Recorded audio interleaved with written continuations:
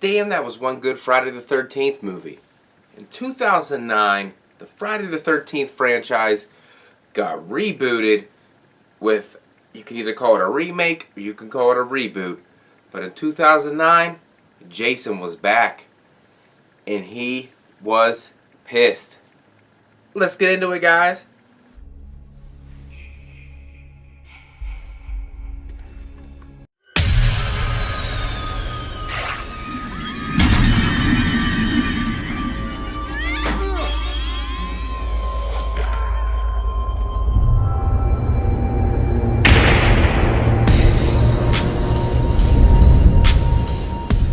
What's going on?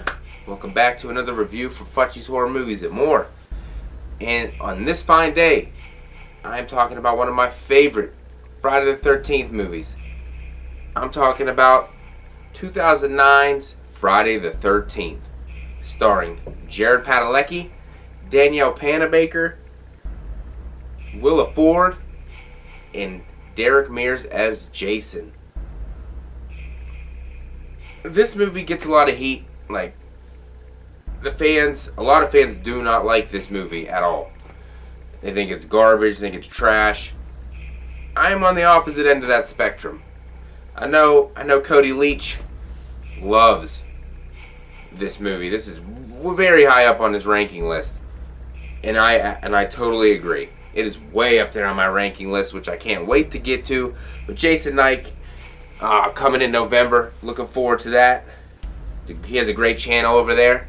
Go check it out. I'll leave it in the description below for you guys to go check it out. Definitely subscribe to his content. It's awesome shit over there.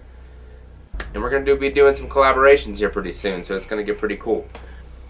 But this film starts off with, the typical, the Pamela Voorhees story.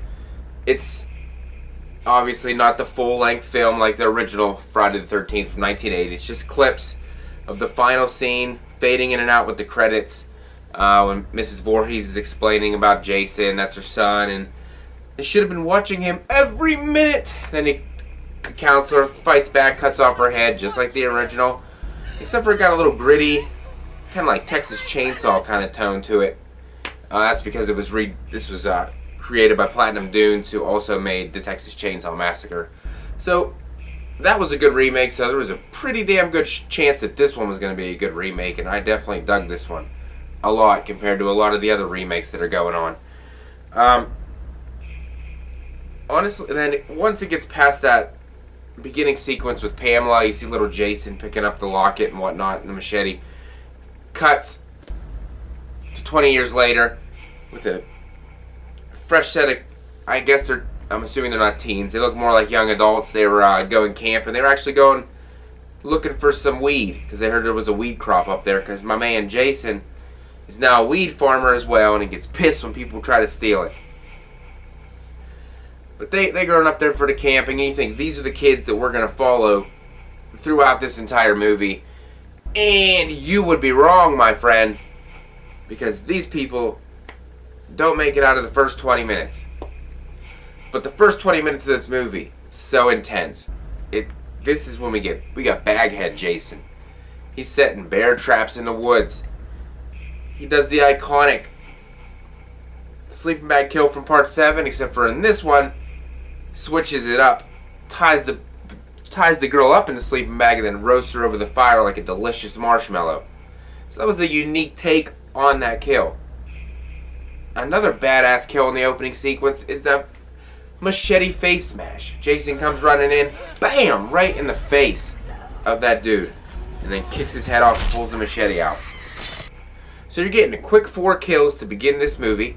You're getting Baghead Jason, which looks pretty cool. It's not the potato sack, it's just kind of like more of a wrapping, kind of like what Bane had on in Batman: The Dark Knight Rises. 2 of the 4 kills are pretty badass. Jason is scary as hell. It got the atmosphere. They got the old camp. They go and explore. They're in the woods. They got the tent. It's blood, guts, gore, and tits. And what else do you want in a Friday the 13th movie? This movie delivers, and it still gets all the hate. The last girl left alive is Whitney, And the last moment you see of her is Jason just running at her with the machete, so you don't know if she's dead or not. You're assuming she probably is dead. Because it just cuts to the opening title card sequence, Friday the 13th playing the... And you're in the mood for a Friday the 13th movie. But that is where a lot of people lose interest in this movie. Once the first 20 minutes is over, the people just... They say this movie just tanks and goes down. I enjoyed this movie the whole way through. Sure, the characters in this movie are too pretty. I'll give it that. But this movie's made in the late 2010s, you know? Late 2000 to 9, you know what I mean? They're going to look a lot different than the kids did back in the 80s. They could have toned back a little bit, maybe put a chubby guy in there at least, you know, something different than just all these cool kids and then every cliche like the black guy, the Asian guy, the slut, the good girl, the douchebag. Like, we've seen all these before. We don't need to see all these cliches over and over and over again, even though that is part of the horror genre. We just don't need to see that repeated over and over again. But I don't have a problem with the kids for the most part. Everybody hates Trent because he's a douchebag, but Travis Van Winkle plays that part as a douchebag perfectly. That's what you want. You want to hate this character, and that's the point of why they made him that way. So I don't know you. No, you don't know me. That's so funny. I just said that like 2 seconds ago, that I don't know you. I would probably leave soon before I get don't pissed hate off. on him because he's a terrible person. I don't care. Then we got Clay, played by Jared Padalecki. He's a great character. He's up there looking for his sister. She went missing because she was Whitney from the beginning of the movie. So he's up there trying to locate her and, you know, interacting with the sheriff's office and stuff. They've been up there. I guess he's been up there a few times, and they told him they did everything they could, and there's no recollection of any of those kids ever being at Camp Crystal Lake. Clay knows something's up, so he's going to keep investigating. And he's just kind of, he seems like that tough, cool guy. He's not, really cares about his sister. And he's a really good character in the movie. I know a lot of people don't like Jared Padalecki in this movie either. I don't mind him. He was in House of Wax. He was in this. So I'm fine with it. And like I said, I don't hate any of these characters. But the Jason in this movie, because he just wants to be left alone. Because there's locals that live up at the camp, around the camp, Crystal Lake. He doesn't bother them because he just wants to be left alone until people go on his campground or mess with his weed. That's it. Like that weird guy who's chopping wood and then he takes a break to go smoke some weed and try to have sex with a mannequin because that's what people do, I guess, in the woods. Jason just kills that guy just because. He stole his weed, so he kills him. Which is something Jason never did, but he's territorial, so he messed with his stuff, so he's going to take him out. And that is the scene when he gets his mask. They rip off the sack head. You see his goofy face. He got a little bit of strangly hair. I love the look of Jason in this. He got the dirty, looks like a dirty white tee on with like a bigger dressy shirt kind of thing. Opened up, not buttoned down. Loses that sack head and he finds that mask just in the perfect lighting. Just sitting there. I mean, conveniently, but that's beside the point. And he picks that up and puts it on, looks in the mirror. Goosebumps, dude.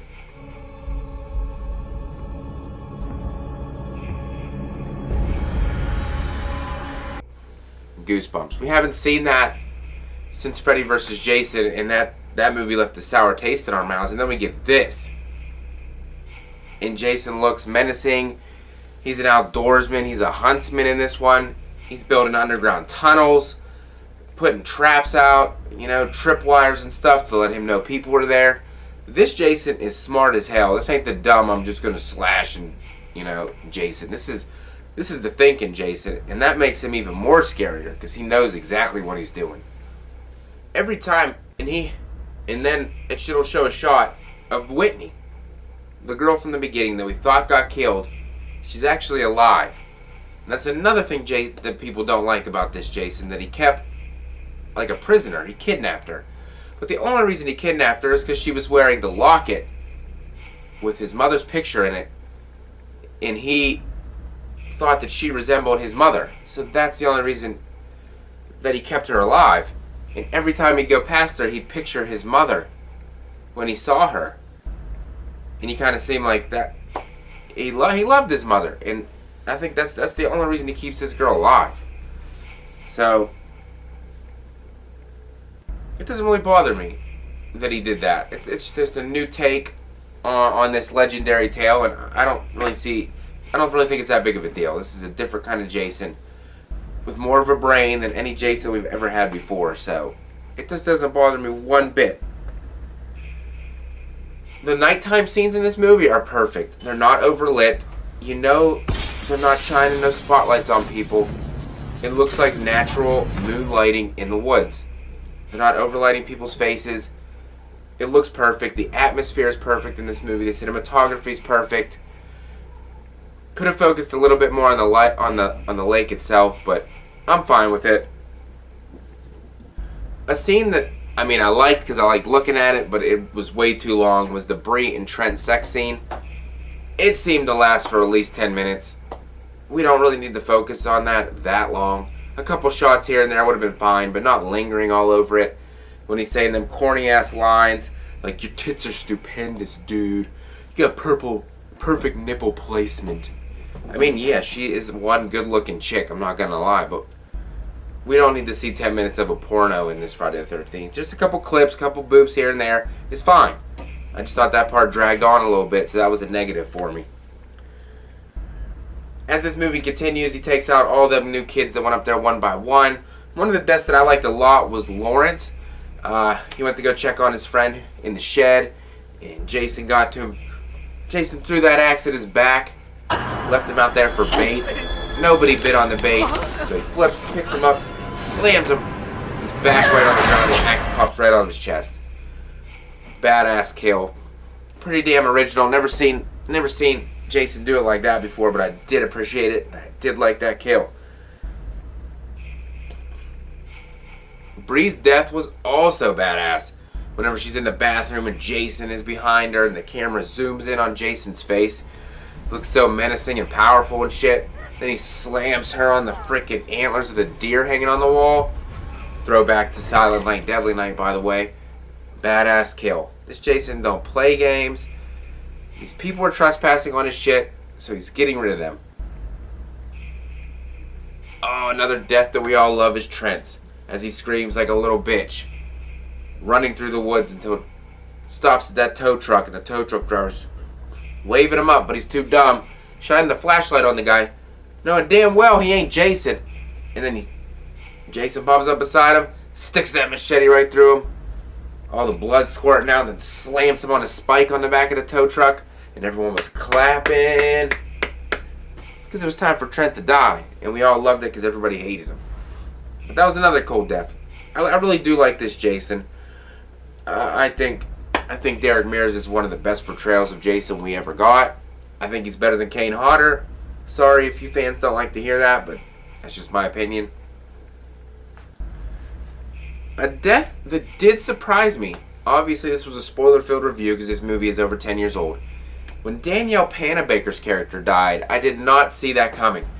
When they rescued Clay's sister Whitney and they were all trying to escape Jason's tunnels, I honestly thought that they were all going to get out. And then all you saw all of a sudden, machete comes up through Danielle Panabaker's chest, and she's dead. And I did not see that coming at all. It shocked me. Even to this day when I still watch it, it still shocks me. I think the ending of this movie, when they're fighting in the barn, that gotta be homage to part 2.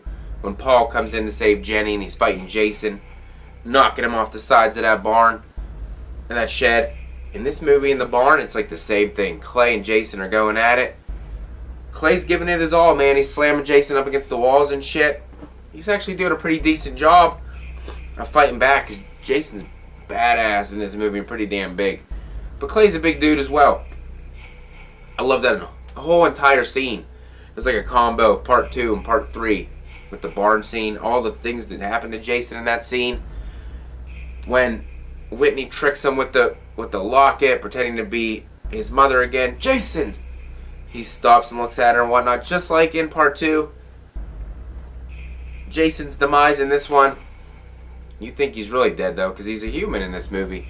They put that bear trap on him and then throw that in the wood chipper and it hangs him up from the ceiling, just like how he got hung in part 3.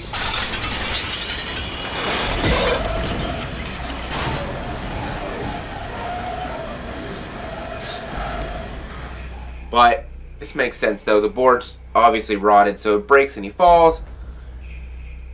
However, he's hooked up to that wood chipper with the chain around his neck, so he's slowly getting dragged into it. And then his freaking head goes in and starts getting chopped up. And Whitney says, "Say hello to mommy." That seemed like some Freddy vs. Jason shit. I didn't like that line. It was corny.